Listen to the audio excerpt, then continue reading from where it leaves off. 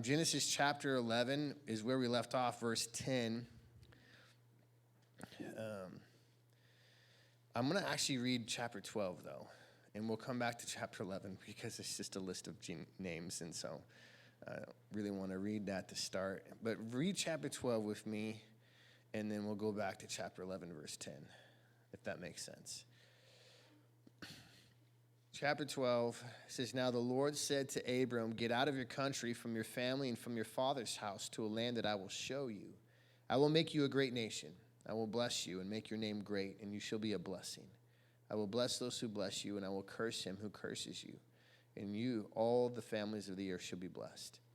So Abram departed as the Lord had spoken to him, and Lot went with him. And Abram was 75 years old when he had departed from Haran. Then Abram took Sarai his wife, and Lot his brother's son, and all their possessions that they had gathered, and the people whom they had acquired in Haran, and they departed to go to the land of Canaan. So they came to the land of Canaan.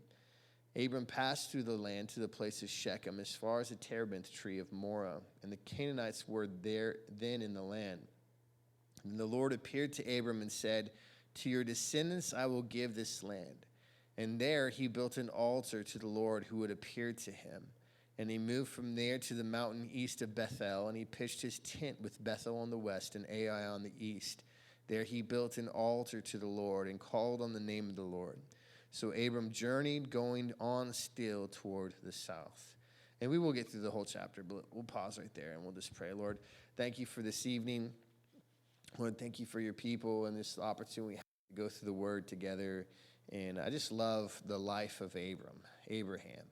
Just love to see the faith of this man who is the father of faith, the patriarch of faith, Lord, but also to see his failure in faith at times, God. I love that you don't just paint with a white brush, Lord, and candy coat everything, but you give us the full picture of human frailty. And God is so relatable as we are so prone to wander ourselves. And so, Lord, we just pray for this evening as we go through the word that you would speak to us. You would bless this time, and we ask this in your name. Amen. So go back to chapter 11, verse 10. And I will read that genealogy in a moment. But just some recap for us if you haven't been around. The book of Genesis, the name literally means the first, is what the book of beginnings is the idea. And what you have is a bunch of things, and especially in the early chapters of the first, the first mention of light, the first creation, the first, all these things, right? The first marriage, the first, and then you can get into the negative things, really from chapter 3 on. You have when, God made us in his image, and then we kind of flip it. Man begins to create God in his own image. And you have disobedience, you have murder, you have deception, you have wickedness and drunkenness, promiscuity and rebellion. And that pretty much sums up where we're at here in chapter 11.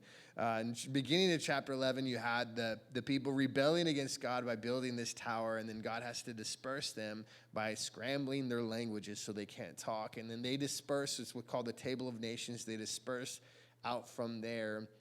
With completely different identities and nations and languages from that point on. And so we've really had, I would say, in a lot of regards, from chapter 3 on, a lot of exemplifying the negative nature of mankind, our tendency to rebel against God and fight against his will and purpose in our life. And now we're going to see the book kind of shift gears as we've spent, 11 chapters almost on, there's been 20 generations up to this point. We're going to get into chapter 12, and essentially from that point on, we're going to focus on, which is the next 38 chapters, we're going to focus on one man's family and his descendants of 3 generations. And so really kind of focusing on instead of a large period of time with kind of generic overviews, really focusing in on this one man and his family. If you read in verse 10 of chapter 11, this was the genealogy of Shem. Shem was one of the sons of Noah, right, who came off the ark. We've actually read part of his genealogy already in chapter 10, But here it's reiterated, and it goes kind of, and instead of naming both his sons, it names one of his sons, and you'll see why in a moment, because the descendant of that son is kind of the focal point of our text. So Shem, verse 10, was 100 years old, and he begot Arphaxad 2 years after the flood. And after he begot Arphaxad, Shem lived 500 years, and he begot sons and daughters. Arphaxad lived 35 years and begot Salah. And after he begot Salah, Arphaxad lived 403 years and begot sons and daughters. And Salah lived 30 years and begot Eber. After he begot Eber, Salah lived 403 years and begot sons and daughters. Eber lived 34 years and begot Peleg. And after he begot Peleg, Eber lived 430 years and begot sons and daughters. Peleg lived 30 years and begot Reu. And after he begot Reu, Peleg lived 209 years and begot sons and daughters. Reu lived 32 years and begot Serug. And after he begot Serug, Reu lived 207 years and begot sons and daughters. Serug lived 30 years and begot Nahor. And after he begot Nahor, Serug lived 200 years and begot sons and daughters. And Nahor lived 29 years and begot Terah. After he begot Terah, Nahor lived 119 years and begot sons and daughters.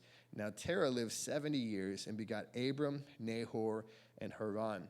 Now the reason I wanted to read that, even though it's not entirely interesting reading, if you notice as you go down through the list, you'll notice a couple things. In contrast, like Genesis chapter 5, it has a similar genealogy. In that chapter, it goes through and names the descendants, and there's 10 generations just like there is here. But in that chapter, it mentions over and over, if you remember, that they are dead. Over and over, and they died. Here you don't have that. The focus isn't necessarily on the death of these people, but what you do notice is it starts off with Shem, who had like 600 years. His son is at 400, and then you go down and it gets 300, 200, and the lifespans of these people are dropping drastically to the point where a lot of them are actually overlapping. And so there's, a lot of these men probably were contemporaries even with their great-great-grandsons. And you look at this, and I think Jason spoke to this. I don't remember if it was Sunday night or Sunday morning, but that genetic bottleneck, right? That idea that, essentially after the flood, there's something different. And, he kind of dismissed environment, but I think environment probably played a part, whereas genetics definitely played a part, whereas you have one family after the flood, and if, Noah's wife had a gene for shorter livelihood, that would have been passed down pretty quickly and caused lifespans to drop drastically. And so before the flood, you again have these, they sound outrageous, really, when you're like 1,000 years. Never lived 1,000 years, but almost 900 plus years. And we talked about this in chapter 5. But really what you have is that, a genome that's perfect, from Adam and Eve. And you have, essentially parts in our bodies that are self-replicating. There's really no reason we couldn't live much, much longer than we do, except for our genes begin to wear out. And so apparently this is taking place here in this chapter, and things are, I would say, coming to a halt, slowing down into the lifespans that we now see as very normal in the times that we live in. If you remember God's promise in Genesis chapter 3, his promise to Satan was, I'm going to crush your head through the seed of the woman. And now what we're going to see is every time God begins to reveal who that seed is, Satan tries to attack it. And so at the very beginning, we already saw this in Genesis 4, right? She has 2 sons. And, for Satan, he's like, it's got to be one of these 2. So if I can destroy them. So what does he do? He has Cain murder his brother. And so we see this kind of throughout the text as God begins to narrow it down who the Messiah is going to come from. Satan's attacks get more intense. And so now we have essentially the whole world bottled back down to just Noah and his family. Well, which son is the Messiah going to come through? Most likely, it's going to be the one that God blessed.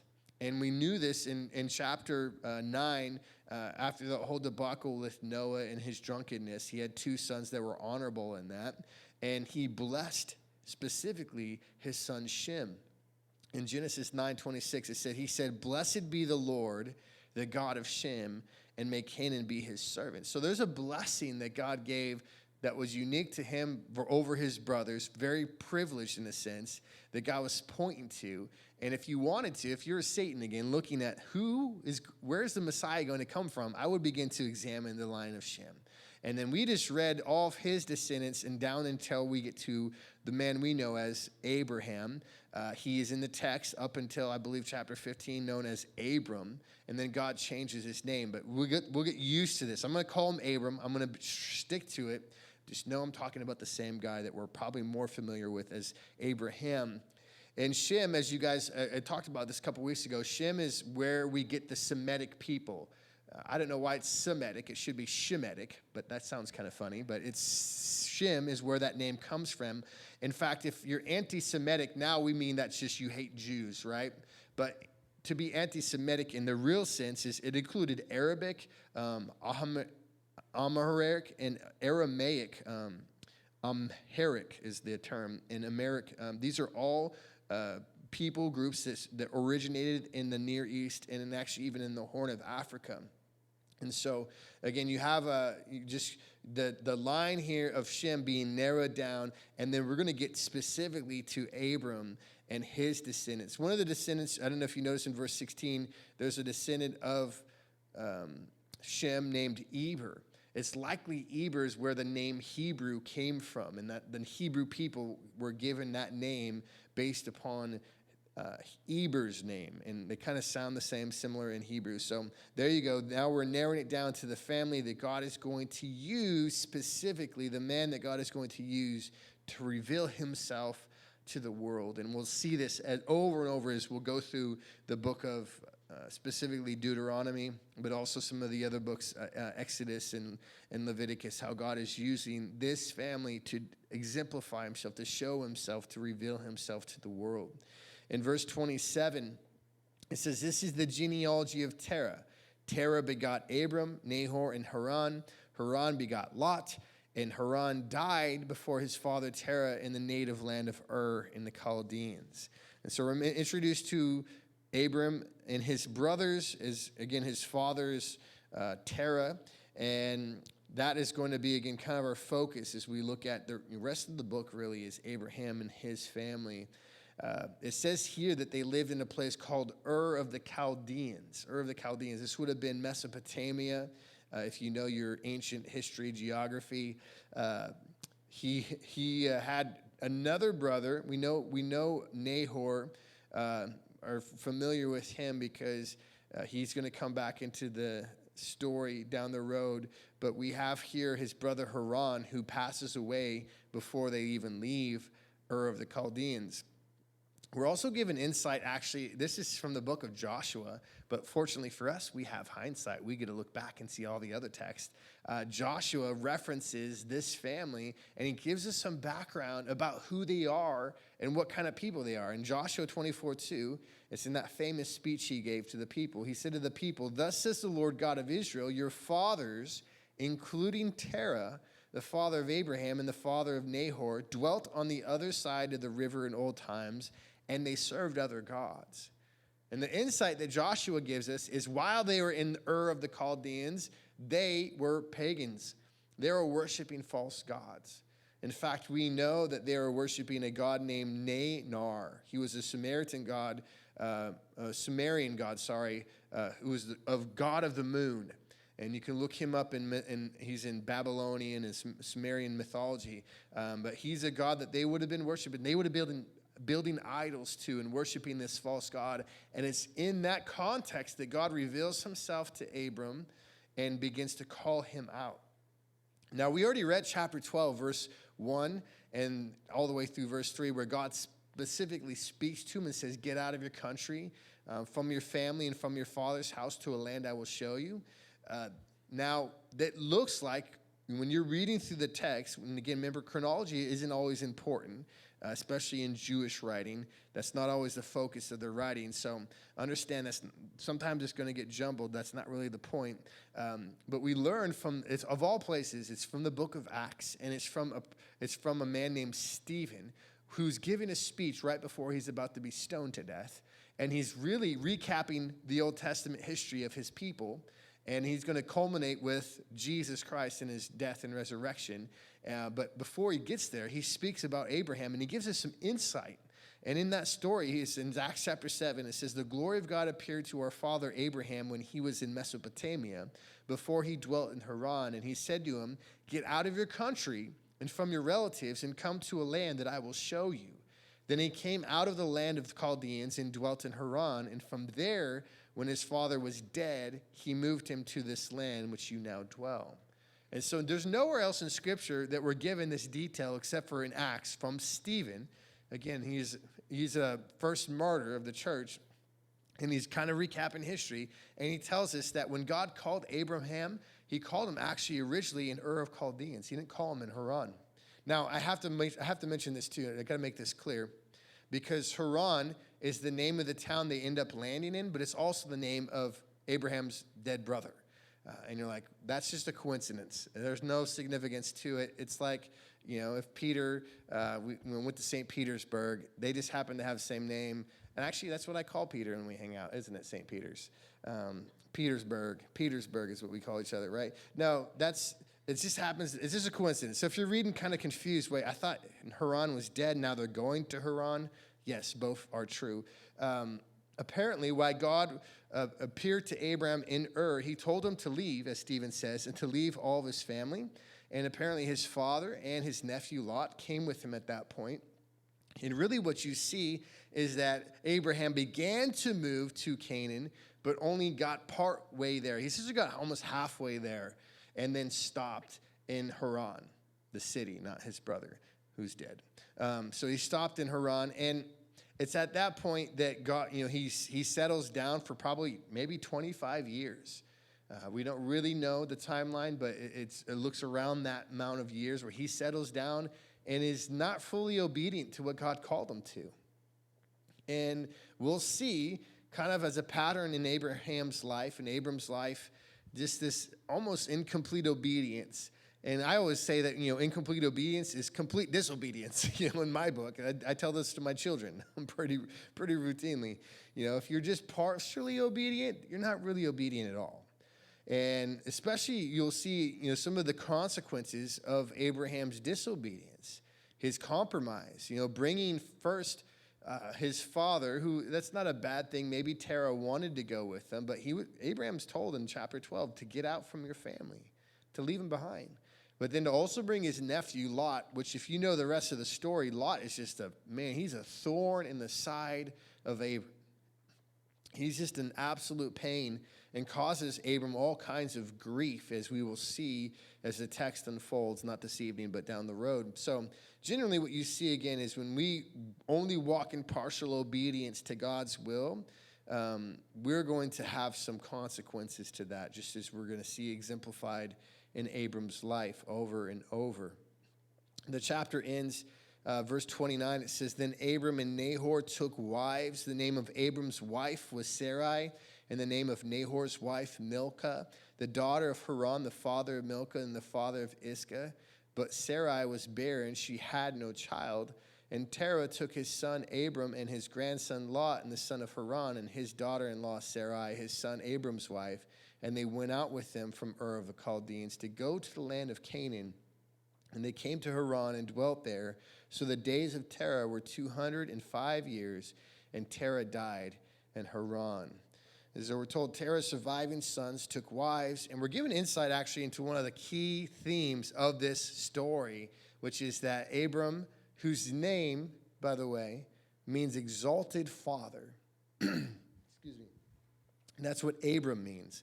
His name means exalted father, yet his wife is barren. He can have no kids. And just kind of a really sad plight for Abram and his wife. And we're kind of introduced to this very important theme in Abram's life that's going to culminate, obviously, if you know the story, with him having a son of promise that God gives him. The last verse, we're told again, Terah passes away at the ripe old age of 205. And then you go to chapter 12, verse 1. It says, now the Lord said to Abram, get out of your country, from your family, from your father's house, to a land that I will show you. I will make you a great nation. I will bless you and make your name great, and you shall be a blessing. I will bless those who bless you, and I will curse him who curses you, and in you all the families of the earth shall be blessed. So we've already been given insight from Stephen that, when this happened. Yet I would say still it's quite amazing just how God uses even Abram's partial obedience. As he's in Haran, it says he leaves there with a huge amount of wealth, and God was faithful to him. And we're going to see Abram here is just this man of faith. Even though he's got flaws, he's a man who trusts God. He trusts him. And this is a pattern I think we can all relate to if you've given your life to God, if you've given your life to Christ, that God reveals himself to you, that you respond, and then you begin to walk with him. And that's really the pattern you see with Abram is God reveals himself to him, says, hey, I know you've been worshiping a lot of things. You've been worshiping false gods. I'm going to show you who I am, and I'm going to pour out my blessing on you. And later on, we're going to find out the reason God does this is to, again, show himself not just to this family, not to this nation, but to this world through his promise to Abram. So God calls him, basically out from his family to show him a pattern of faith. As we trust God, we can express that faith in him, and he is going to be faithful to us. Paul quotes in Romans 4 about our salvation coming in the pattern of Abraham. And he actually quotes from Genesis 15, which we'll get to in a couple weeks. But he says, he believed in the Lord, and he accounted it to him for righteousness. And it's speaking of Abram, that Abraham believed God, and God imputed or counted it to him as righteousness. The reason Abraham was right in God's eyes was because of his belief, because of his faith. And this doctrine of justification by faith is a pillar of Christianity. And we'll come back around to this over and over throughout the life of Abram and his descendants, their trust, their simple faith in God. In verse 2 and 3, verse 1 is the challenge, right? Get out from your father. And then verse 2 and 3 is the promise. I will make you a great nation. I will bless you. I will make your name great, and you shall be a blessing. And you see a promise here that's going to be reiterated over and over in Abram's life. In fact, it's reiterated elsewhere to his descendants, different times in different places throughout history. But the blessing involved three things. This is called the Abrahamic Covenant, the promise to Abraham, simple layman's terms. But the promise to Abraham involved three things. It involved land, right? And that's the end of verse 1. I'll give you a land that I will show you. It involves 2, a nation, a people who will be distinct from all the nations around you. I'll make you a great nation. And then lastly, it involves a blessing. So 3 parts to this promise: land, nation, and blessing. Now, all these promises are something that would be passed down to the generations that follow. But the one that is important, or I'd say relates to us, is specifically this last promise. Because look at what it says there at the end of verse 2, and make your name great, and you shall be a blessing. And then if you go on to verse 3, I will bless those who bless you. I will curse him who curses you, and in you all the families of the earth shall be blessed. So when we consider the promise of Abraham that he receives by faith, the portion of it that we receive as well, that we come under, is this specifically this promise that all the nations will be blessed. And that is a promise that we receive. It's called an unconditional promise, meaning there's nothing that we have to do on our part. It's a promise that God makes. And we'll see that reiterated later on, specifically with Abraham very vividly. But it's a promise that God makes to us that there's nothing we can do. There's no part that we have to take to receive this blessing except to receive it by faith. By faith. It's this treaty of peace between God and man that he extends to us as he's extended it here to Abraham. It is by faith we approach God. It is by faith we walk with him. And it's by faith that we know him. You guys know the verse, but Ephesians 2:8-9, for by grace you have been saved through faith. And that not of yourselves. It is the gift of God, not of works, lest anyone should boast. It's by grace through faith. Right? Grace meaning it's a gift. You didn't deserve it. Faith meaning trust. And again, that's the cornerstone virtue of Christianity, that we come to God through faith. And this promise God made to Abram all the way back here in Genesis chapter 12 applies to us today. That you can trust God. You can place your faith in him where you'll find forgiveness for your sin. You'll find restoration with the Father, purpose for your life. You'll find your eternity is secure in heaven because of this promise that God made to Abram. And by the way, the method by which God saves people is not changed in the Old or New Testament. Some people are like, well, God uses different means to save. No, it's always been by faith. In fact, in the book of Habakkuk, in chapter 2, verse 4, this is an Old Testament prophet. He says, the just shall live by faith. Faith has always been the means by which God brings us to himself. It's a trust. And it's not just head knowledge. It's not just I know God is faithful. It's I put my hands in his faithfulness. It's not just I know about God, right? James says demons know about God and they tremble. It's that you trust him. There's a personal experiential knowledge of him. In the New Testament, that word belief, it means to cling to him, to rely upon him, to hold fast to him. So it's not just I believe God here, but it's I put him here in my heart and I live it out in my life. And that's the promise made to Abram. It's our promise that we receive as well. All the families of the earth are blessed through this promise that God is making. So this is significant. And this is why God begins to focus here on this man and this promise. In verse 4, it says, Abram departed as to the Lord spoken to him. Actually, before I go there, one of the things that you'll notice in verse 3 is this promise of blessing and cursing that's associated with the people of God, the Israelites, the Jews, the Hebrews, right? That those who bless them will be blessed, and those who curse them will be cursed. You guys know the Jews have been the most persecuted people group throughout all of history. It's not even a question. They're the most persecuted people group. By far, for thousands of years, they've been driven from their homes, enslaved, murdered, and yet every nation that has come up against them has ultimately fallen. Think about this. In fact, I just have a quote from a commentary. It says, when the Greeks overran Palestine and desecrated the altar in the Jewish temple, they're soon conquered by Rome. When Rome killed Paul and many others and destroyed Jerusalem under Titus, Rome soon fell. Spain was reduced to a fifth-rate nation after the Inquisition against the Jews. Poland fell after the pogroms. Hitler's Germany went down after its orgies of anti-Semitism. Britain lost her empire when she broke her faith with Israel. And you go down through history, and that's just, again, kind of a broad picture of history, but paints the picture pretty well. That those who have tried to curse this nation, God has come against fiercely, and he's protected his people. And those who have blessed that nation throughout history have been blessed. Particularly, I would say the one we live in presently.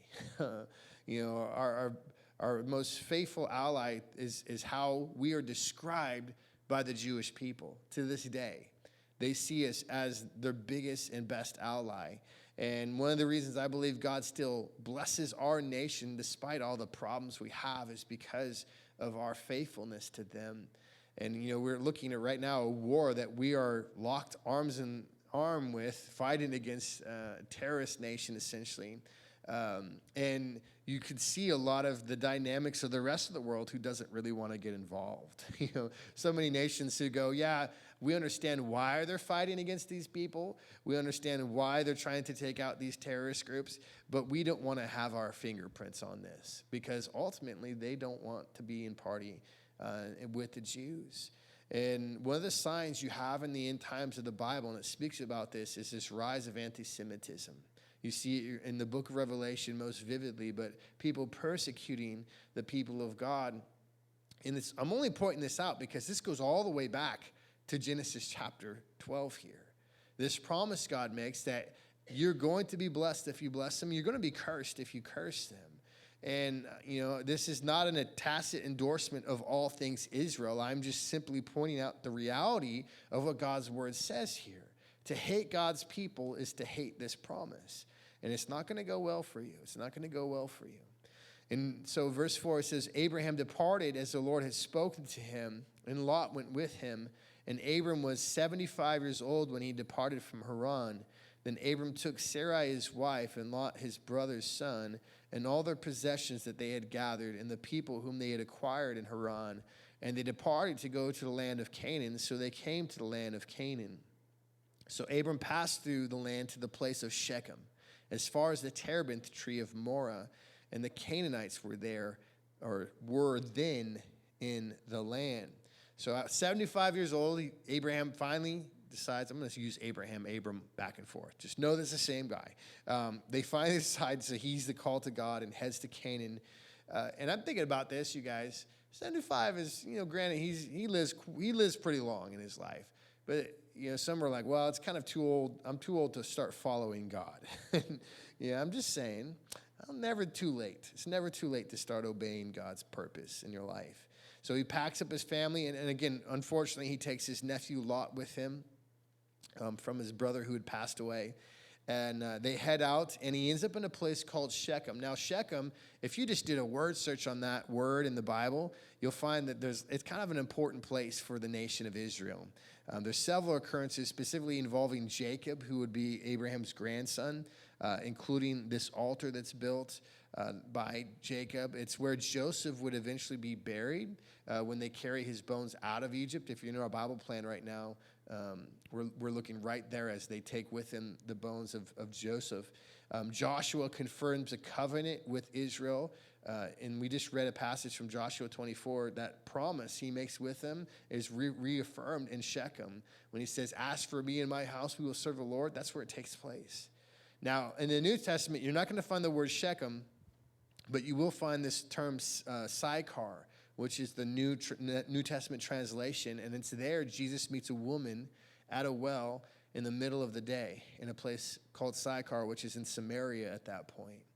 And it's almost as if you're here brought as Abram to this place that would be down the road a very important memorial, for your people. He's given them a glimpse of the coming redemption almost that's going to come to his people, that God is going to reconcile the world through his son, who in that context of the woman at the well offers her living water. He says, here's something that you can have that will give you eternal life. And he gives this to this woman who, by the way, isn't even Jewish. She's Samaritan. She was what would be called compromised or mixed. And so the Jews didn't even care for them. But here you can kind of see this foreshadowing here as Abraham has arrived at this place called Shechem. And then in verse 7 it says, "Then the Lord appeared to Abram, and he said to your descendants," he reiterates, your descendants, "I will give this land." Now that you're here, just want to let you know, this is the place I was talking about. And there he built an altar to the Lord who had appeared to him. And he moved from there to the mountain east of Bethel, and he pitched his tent with Bethel on the west and Ai on the east. And there he built an altar to the Lord and called on the name of the Lord. So Abram journeyed, going on still toward the south.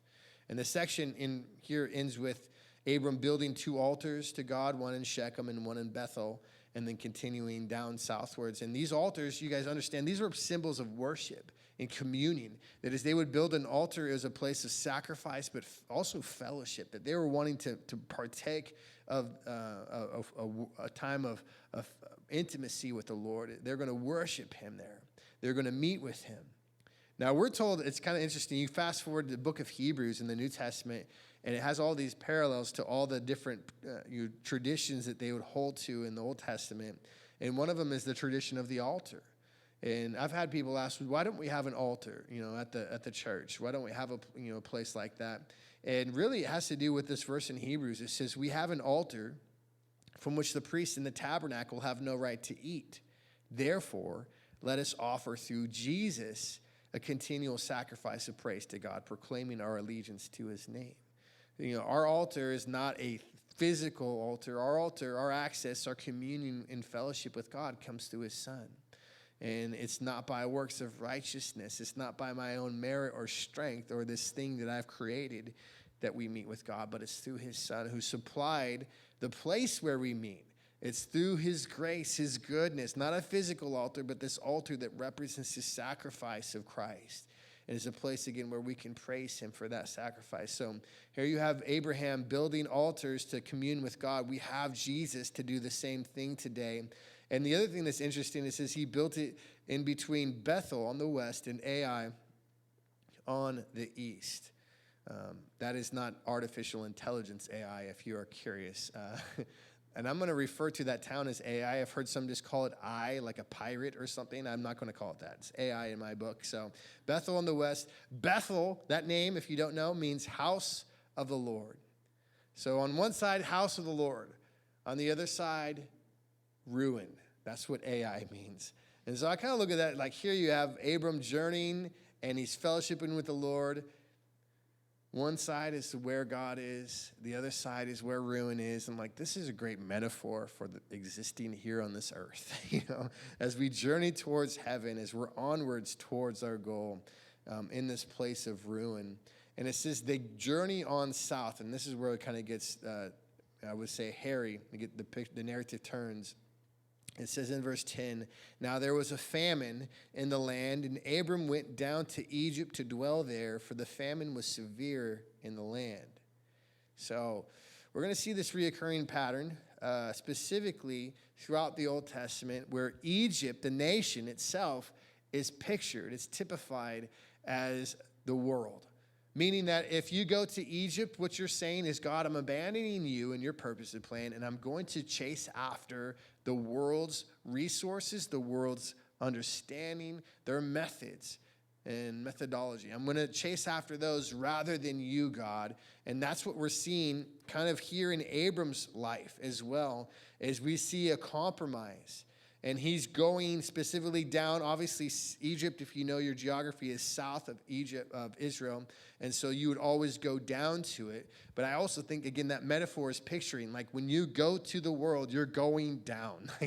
There's not an elevated sense of purpose and fellowship with God. It's being decreased. You're going down. And this always results in compromise of our faith. And so I point this out because we're going to see the rest of the story, how it unfolds, and it's not a good thing. But I just love, again, how the Bible paints its patriarchs, its fathers, its faithful men and women, just completely full. It doesn't whitewash them. It doesn't sugarcoat them. What we're going to see in Abram's life over and over is a man who doubted, who struggled. And the first time he's met with adversity, here he's brought to the land that God promises. And the first time he's met with adversity, what does he do? He abandons ship. God says, I want you to go to this land. I'm going to be faithful to you. I'm going to provide for you. And then a famine comes. And he does, instead of what God has called him to, he does what conventional wisdom says to do, which is leave a place of famine and go where there is food. And so he begins to head out and take his family to a place that's going to end up compromising himself pretty severely. I would just say this, you guys, when you are following God, when you're trusting him, there are times where it's going to feel like you're ignoring conventional wisdom. And I've had people accuse me, people I'm actually very close to, who've said things to me at times and said, that doesn't make a lot of sense what you're doing. For one, we sold our house right in, it would have been the end of 2022, and we put it on the market essentially 6 months after the peak of the market, when the market was, everything was selling really good, and interest rates right when we sold it had just like skyrocketed. And we had really good, close people in our lives come to us and say, this is a really bad time to sell your house. Don't you know this? I was like, yeah, I do. Trust me. I wish the Lord would have told me 6 months ago to sell this place. Promise you that. But when God calls you to do something, conventional wisdom often it's got to be put aside, and you have to be more concerned with obedience than perception. And so here you can have Abraham. He should have stayed put, but he goes down. Our father of faith, just displaying this great flaw in his faith, his doubt, trying to follow after God, but he goes down. It says in verse 11. As it came to pass when he was close to entering Egypt, that he said to Sarai, his wife, indeed, I know that you are a woman of beautiful countenance. Therefore, it will happen when the Egyptians see you that they will say, this is his wife, and they will kill me, but they will let you live. Please say you are my sister, that it may be well with me for your sake, and that I may live because of you. Now, this isn't an entire lie, by the way. We find out in Genesis chapter 20 that she is his sister, not his full sister, his half-sister. Not any less gross, but it's still a thing. Understand back then the law hadn't been given not to marry your sister. And really, when you had Noah and his sons get off the ark, that's all they had, That's the same answer we have, or, Cain got his wife. It was his sister. And so it sounds worse than it is, but it's his half-sister. So it's not an entire lie. And Abraham's fear is probably legitimate, that if it was known that this was his wife, they would put him to death because the Pharaoh wouldn't take another man's wife, but if the other man's wife or husband is dead, then he's free to marry her. So he's free to bring her into his harem. Sound logic. To me, when I read this story, if you actually know some of the details, it's interesting because Sarai is 60 years old at this time. And she is a woman of beautiful countenance. You're like, wow. I want to know what kind of cream she was using. What was the secret to her beauty? Now understand, she lived to be 127, so maybe this is like dog years in reverse, where she, is only halfway through her life. So really, she looks like she's in her 30s, like my wife does. And she's not even here, so that compliment this falls on deaf ears. But you guys get the idea, right? That she could have, maybe she didn't look like she was 60 is my point. It's interesting, when I was reading just the Jewish folklore around Sarai, was that she was the most beautiful woman, and that God essentially gave her this beauty that surpassed Eve. And this is Jewish folklore, it's not in the Bible, but it's kind of funny. One of the things that was said about her is that all the other women compared to her look like monkeys. And so you're like, oh, wow. This is and you understand, as he's bringing his wife down there, there's a legitimate concern. This is how beautiful she is. She's going to be taken from me. And this isn't the only time this happens, as we'll see in the text, but it's the first time it happens. And actually, it's exactly what would have happened if they would have known that Abraham is her husband. Look at verse 14. So it was when Abram came into Egypt that the Egyptians saw the woman, that she was very beautiful. The princes of Pharaoh also saw her and commended her to Pharaoh. And the woman was taken to Pharaoh's house. And he treated Abram well for her sake. He had sheep, oxen, male donkeys, male and female servants, female donkeys, and camels. And exactly what Abram thought would happen did happen, that people would see his wife, and it would get all the way to the top person in the palace. It would get all the way to the Pharaoh's ears of this beautiful woman. And Pharaoh would go, she's mine, I'm going to take her. So Abraham's fears were not unjustified. He actually knew exactly what was going to happen. It might have been good if he never went down. I'm just putting that out there. Maybe, you think? It would have been good if he never went down to Egypt. But he does. And now his wife is in Pharaoh's harem. And yet God is still providing. He's still blessing Abram. And then the text ends, verse 17. The Lord plagued Pharaoh and his house with great plagues because of Sarai, Abram's wife. And Pharaoh called Abram and said, what is this that you've done to me? Why did you not tell me that she was your wife? Why did you say she is my sister? I might have taken her as my wife. Now therefore, here is your wife. Take her and go your way. So Pharaoh commanded his men concerning him, and they sent him away with his wife and all that he had. And the chapter ends with Abram's deception coming to light, mainly because of God's plague. Right, verse 17, God plagued Pharaoh and his household. Pharaoh, this ungodly pagan king, is being plagued by the God of Abram, recognizes it, confronts Abram, rebukes Abram, and then sends him on his way. And it's kind of a sad commentary at this point, that this king has a higher standard in a sense than Abram does. And he's like, if I would have taken her as my wife, I don't know what Abram was expecting. What does he think is going to happen? And here Pharaoh's like, this wouldn't have been good. It's really, again, kind of a sad thing when the world holds a higher standard than the church. And then Abram's told to leave with all his stuff, which he does, seemingly avoiding any real retribution, doesn't lose anything. In fact, he leaves with more wealth and riches. Like maybe God is blessing this endeavor, seemingly, despite my folly. Now, we have the privilege, again, of knowing the future because we read the text as we're looking back on the things that happened to Abram. And we know that in a few chapters, we're going to be introduced to his greatest folly. And it's a maidservant named Hagar. And Hagar was an Egyptian maidservant of Sarai. And it's going to be through Hagar that Abraham has a son of the flesh named Ishmael. And that son specifically is where the Arab nations have descended from. if you look at specifically the Muslim nations that came from Abraham, if you know Islam at all, you know that they recognize Abraham as their father. Their understanding of this whole situation is that their son, Ishmael, is the son of promise. He's the one that God promised. And so they just have it in reverse. But you see kind of this throughout history, tension between those two nations, between those two religions and cultures. And it began with Abram's disobedience.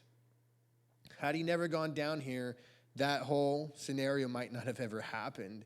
And yet we see, again, as we recognize in our own lives, we can't sin in a vacuum. You know, the things that we do in disobedience to God are going to be felt by others, sometimes for generations.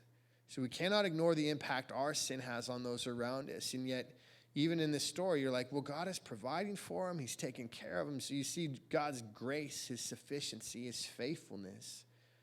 And so both things are true, right? Our sin has aftermath, it has consequences, and yet God's grace is sufficient. We have a few more minutes. I'll just share kind of personally my venture of faith. You know, this is a study. Some of you guys might have been here. The very first Sunday I ever came to Calvary Mac was teaching through Genesis chapter 12. And I borrowed the study title that week from a chapter in Chuck Smith's book of Calvary Distinctives called Ventures of Faith, and kind of described how God got me to the place where I was. And, you know, I kind of feel, you know, I relate to Abram in the sense that God called me to leave family and friends. We did this, you know, over 2 years now, 2 years ago.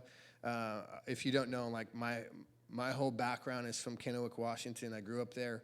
My parents live there, Christy's parents, all of our family. She has 3 brothers and a sister. I have 2 brothers. All of our families lives there. My whole family, older and younger brother, and my parents all go to Calvary Chapel in Tri-Cities. You know, we were very tied into the church. I was on staff for almost 20 years. And, you know, there's a lot of roots that were there. And we felt in the same way, you know, that God called us to leave. And we didn't know where or when. And that's why we started with just, you know, what God felt like God was telling us to sell our house and then move from there.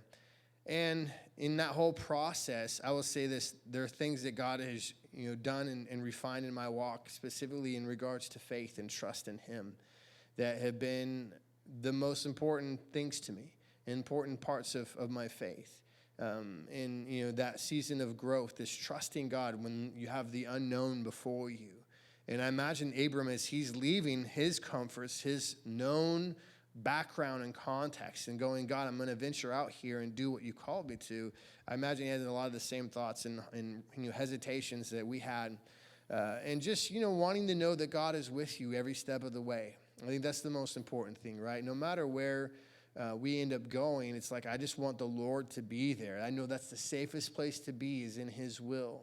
And I love here, you'll see, is we'll go through the story of Abram, how God just reveals himself, not just once, but over and over to Abram to say, hey, just to reaffirm you, right? Even in verse 7, right? As he arrives at the land, God could have just left him there, but he says, no, this is the place. You landed, here it is.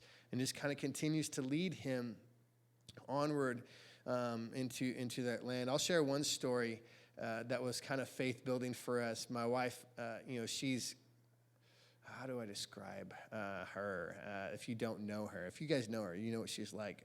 Ornery is a great term I might use in this context. You know, she's very passionate about her faithfulness to the Lord. She wants to be the best friend to him, and she has this trust in him. You know, she knows that if God is going to call us to do something, he's going to reveal it to us.